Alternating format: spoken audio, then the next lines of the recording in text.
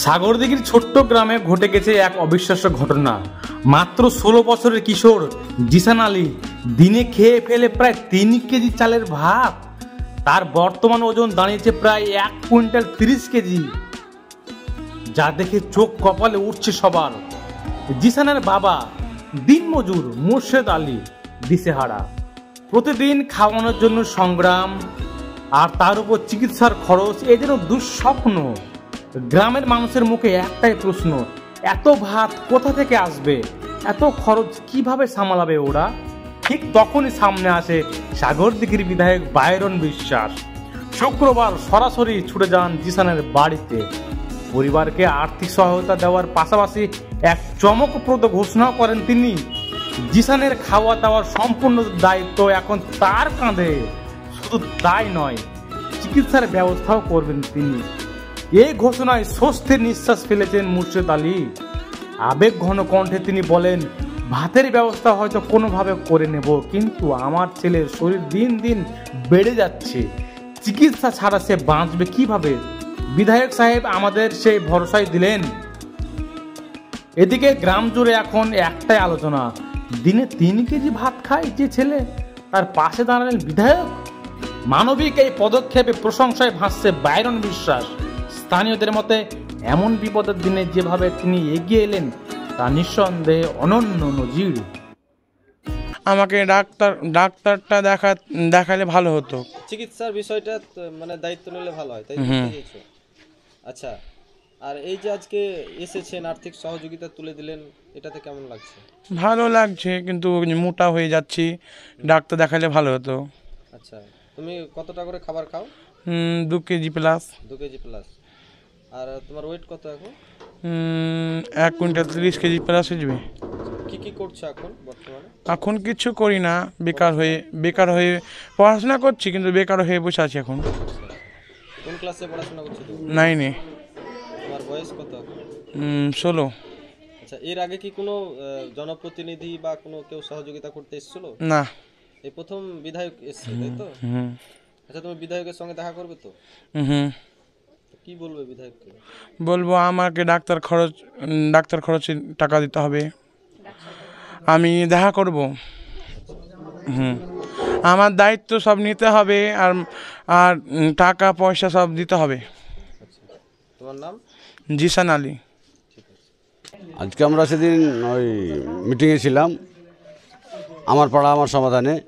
যে দাদা আমাদের ফেসবুকে দেখলেন, দেখার পরে এই ছেলেটা 2 কেজি প্লাস খায়, তার বাবা একটা লিভার খাটে, তো খুব গরিব মানুষ, ওর খাবারটা আপনার ভালো করে দিতে পারছেন না।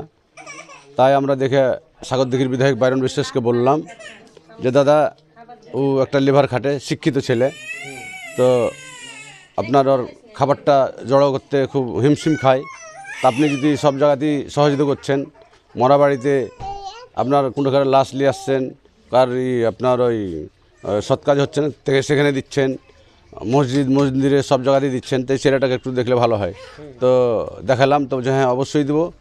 যে আমাকে বললো যে কিছু আর্থিক ওকে তুলে দাও, আর ভরণ পোষণ সমস্ত ওষুধ বড়ি যতদিন বাঁচবে, সাগরদিঘির বিধায়ক বাইরন বিশ্বাস তার দায়িত্ব নিয়ে আমাকে আজকে কিন্তু জেসেনের বাড়ি পাঠালছেন।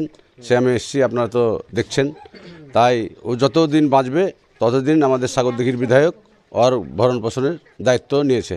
কিন্তু ওরা চাইছে যে ওই ডাক্তারের চিকিৎসার ব্যাপারটাও যেন করা হয়। হ্যাঁ, অবশ্যই ডাক্তারের চিকিৎসা, নিজেরই তো ওদের আছে, হাসপাতাল আছে, তারা অবশ্যই তার চিকিৎসা হবে।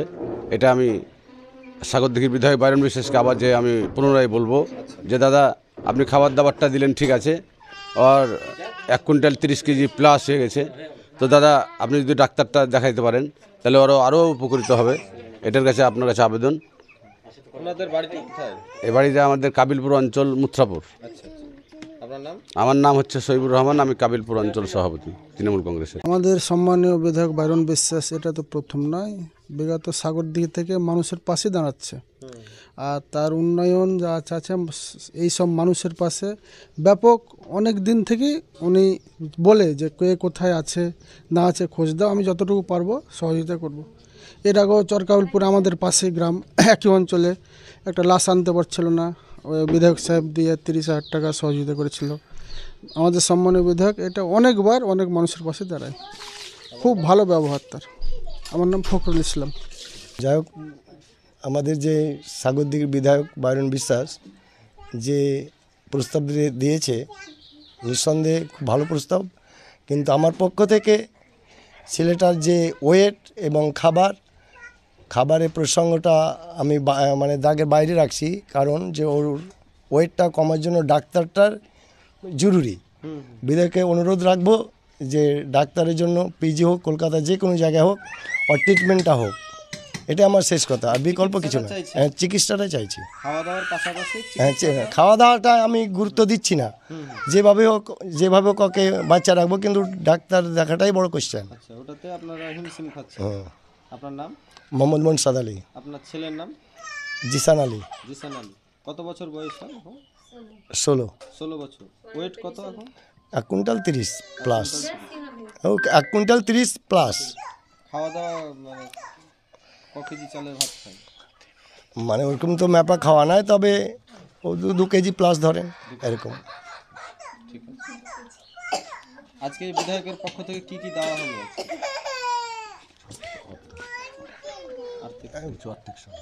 কিছু অর্থ মানে হাতে তুলে দিলে এইটুকুই দেখলাম, আর কিছু না। আর্থিক সহযোগিতা করলেন। ঠিক আছে।